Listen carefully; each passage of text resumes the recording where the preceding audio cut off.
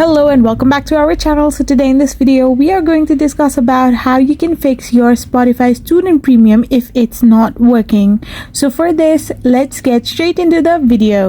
So first of all, simply tap open your Spotify app, and once you are in your Spotify app you will end up in this kind of interface.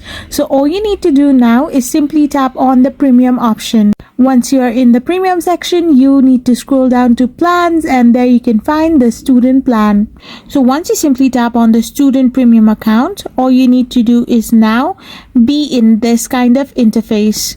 So once you're redirected to this page, you need to simply tap on next, and there you can find the not sure if you're eligible option as well. So if your student premium is not working, it can be that you are not eligible to be a student premium user.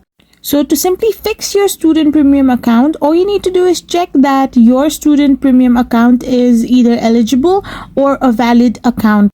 So these accounts are given by your university or campus that you're studying in. So simply check with them to know whether your account is completely fine or not. I hope you found this video helpful. So see you in our next video.